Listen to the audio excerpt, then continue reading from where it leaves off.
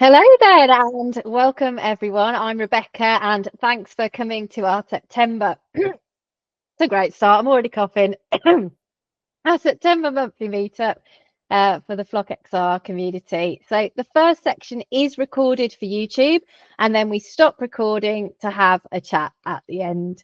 And that GIF on the screen there that you can see is a collection of a few of the new things that you can see in the development version of Flock XR, which you'll see more about that later in this call. And I must say that I was actually feeling quite stressed this morning. We had a good chat in our office this morning, and I said, I've tried mindfulness, I've gone for a walk, I've done some singing, but actually the thing that really relaxed me was when I spent 10 minutes making that scene today. And I think Liz can contest to that as well. Liz has been playing a lot with our new features that we've got. So it's really, I just really enjoy just making a scene and like adding particle effects and adding the colors, and it's just a wonderful thing to do. I think it's a little bit like the coloring book thing, I don't know, but that's my new fun thing to do.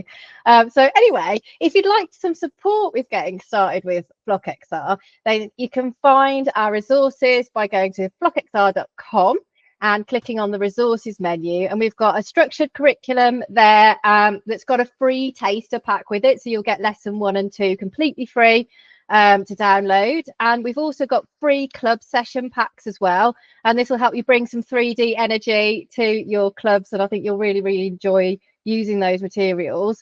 Or you can start with one of our demo projects and remix them. So we've got, I think there's 9 demo projects on there, and they offer you a really wide range of project ideas to help you see the huge potential that Flock XR has as a 3D creation tool.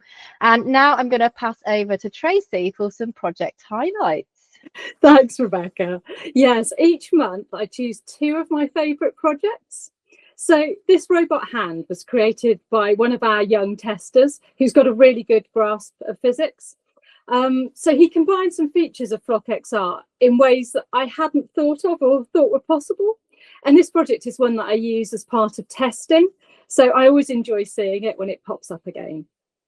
And then the second project is a little sneak peek of some of the features we'll talk about a bit more today. So this is one that Liz made to try out some new features in our development version. And I just think this is such a lovely animation. And I was just really pleased that you could create something like this that with the code blocks we've got and the fab new characters and animations we've got. So some of you will remember. Next slide, Becky. So is it not working? Maybe it has. It's updated. Hold on. Oh, is it that one? That one? I can see it. Got it. Thanks, Becky. Alan Swede joined us for our July meetup, and he explained how he'd been using Flock XR with his primary school pupils. So one of their requests was more choice of skin tones to match their own skin colours. So recently, Liz researched this and designed an extended colour palette.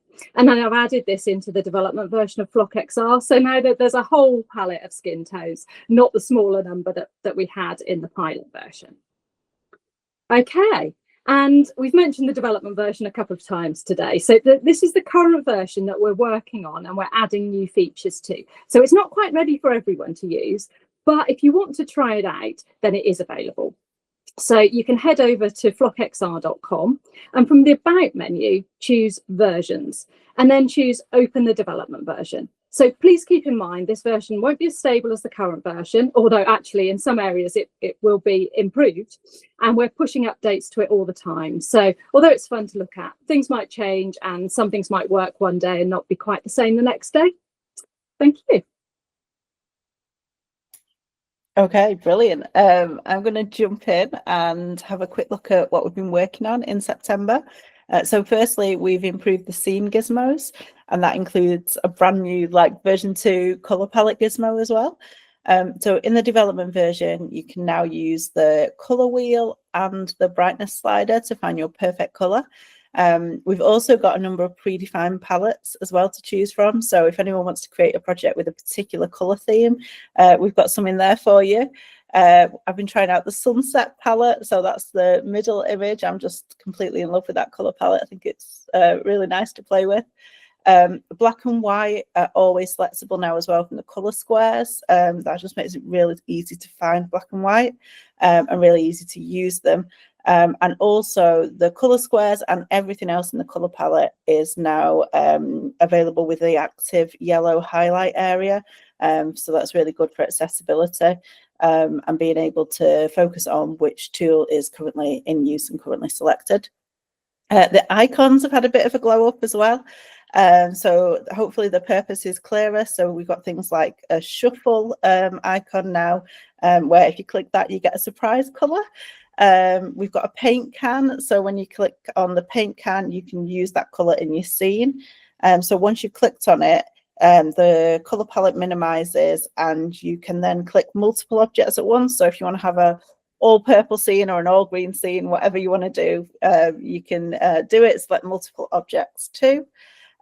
We've also got the eyedropper that works in the same way. So as soon as you click on it, it minimizes. And then you can select a color that's an existing color in your scheme or anywhere else in Flock XR.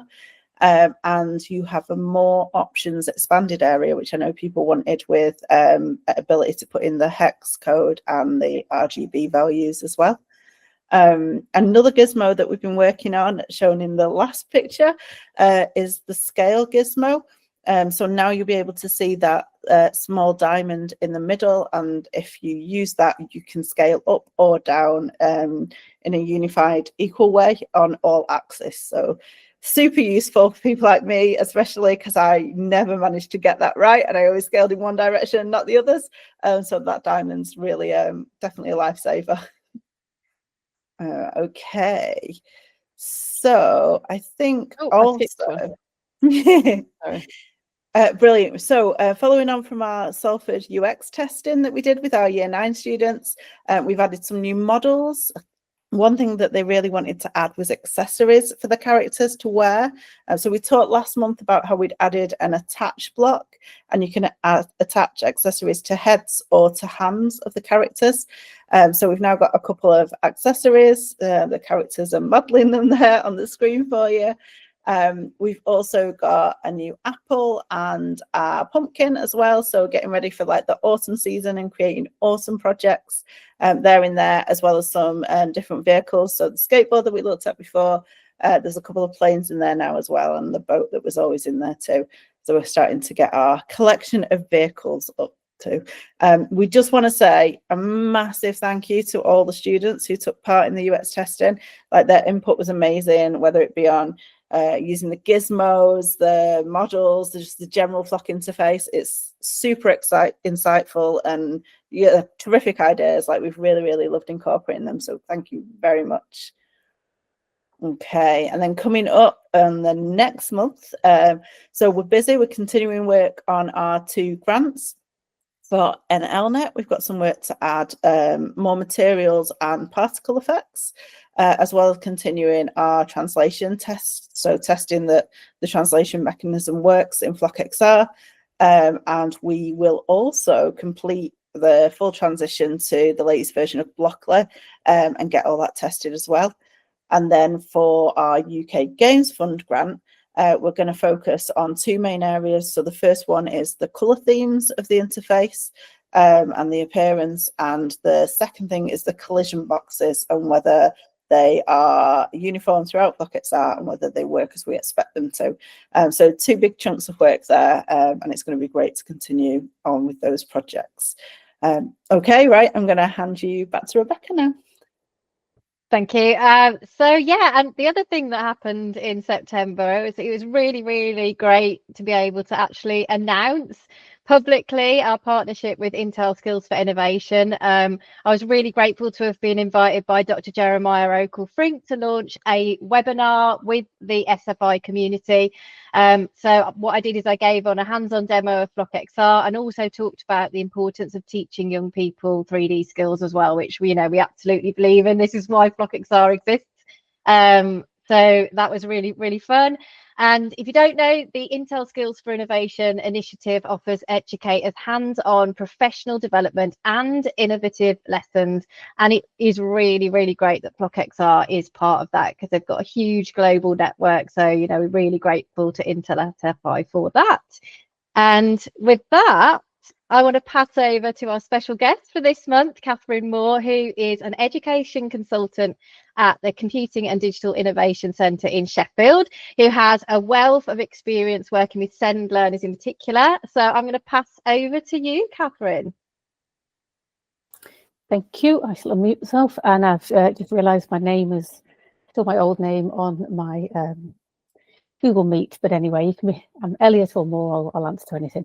So I work in Sheffield for Computing and Digital Innovation Centre, and I mean, I've been working a long time really with students with a range of special educational needs, additional learning needs, disabilities, and all about how do we get students involved in computing, because the opportunities there are fantastic. And I was really pleased when Becky asked me to do some work with some students around FlockXR.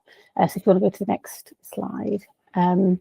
So I went into a school in Sheffield, which is predominantly the students have a diagnosis of autism. So they're autistic young people, but also a large number of coexisting conditions such as social, emotional health and mental health difficulties, or ADHD. And I worked with a group of, they were mainly that's a good question, year 9 students. So some year 8, some year 9 students who are around sort of 13 years old. And we did a whole lesson on FlockXR, so they'd never seen it before. And so I'm just here to share just some of the real learning that I had in this experience as well. So I kind of started, I made sure that the, next slide please, thank you, that everything was really clear, and any instructions I was giving were really clear, and that everything was sort of well scaffolded for learners so they knew exactly what they were doing.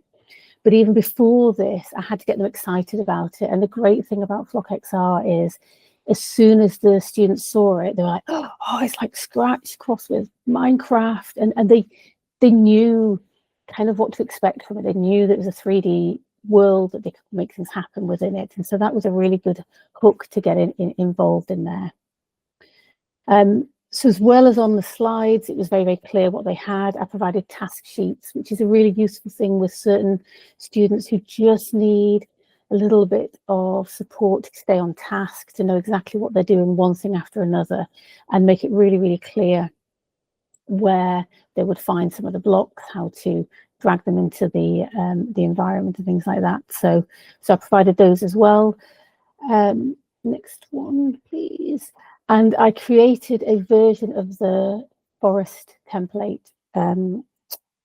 for them that was a slightly simpler bit of coding.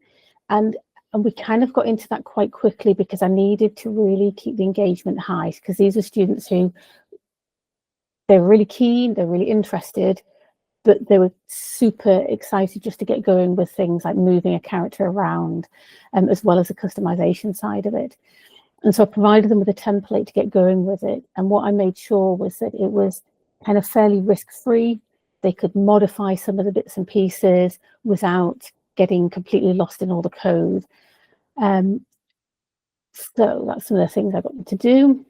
And I also provided some structure in case anything went wrong, so that they weren't going to suddenly go, oh, well, this doesn't work, I can't do it anymore. Actually, just again, providing that support. So if something wasn't working, they could go and debug it, and had that real structure of something really concrete to do. So final tips. So if you animate the first one, engagement, I think is massive with students with a range of needs, but particularly those with SEMH, just getting that hook in there, getting them engaged. And the thing with FlockXR is you don't really need to do a huge amount of work on that. It is engaging by its nature. Task sheets help keep focus, as I said, that was really useful. Next one, you know, keeping that pace high. So throughout the lesson, we did some really short self-contained elements. So that I'd set pupils off, students off, they could get something done, then move on to the next bit without getting too bogged down with anything. They could, you know, keep that pace really, really high, and then taking away that risk so they could modify the working code. And then at the end of the lesson, when they had free time, some of the students carried on with it, some of them chose to do something different, but a number carried on and went and explored the other options that were available, and just, you know, had a little play and could see what happened with that. So yeah, a great tool. I found, you know, the teacher was really impressed with their engagement and their focus during that lesson, and I had a great time. So thank you. Thank you, Catherine. And that, you know, that really reflects our experiences as well that we've had. You know, Tracy and I have taught it to quite a range of people over the last few months. And then obviously I've taught it in 3 Dudley schools as well. And I just find that the engagement, it just happens because the tool is just so great. And also the pace, I always make sure pace is, you know, really, really quick. But the good thing about that is, you know, one block does so many cool things. So you can really keep that pace high. So it's really great that you've seen that as well. So thank you for Catherine for doing that for us as well. We really, really appreciated that. Before we move over to the Q&A part, I just wanted to remind you of the 3 ways to stay up to date on all things Flock XR. So first of all, we have a mailing list, and a newsletter is on the way. So we will be dropping a newsletter at some point soon. So if you've signed up to our mailing list, you will get access to that newsletter. We've got a fabulous Discord community which you can join as well, and obviously you're in one right now or you're watching it on YouTube. We've got our monthly meetup, so every month we meet up, we update you on everything, we try and get guest speakers as well to talk about their experiences with Flock XR, and we'd love you to come and talk as a guest speaker as well. If you want to get in touch with us and be one of our guest speakers, then that would be really great too. So the community is growing and we would absolutely love for you all to be a part of it. So now for anyone catching up with this meeting via YouTube, this concludes the recorded part of the session, but why not attend the October session live for the opportunity to stay and talk to other educators in the Flock XR community, and we will add the sign up link in the description below. So thanks for watching, everybody.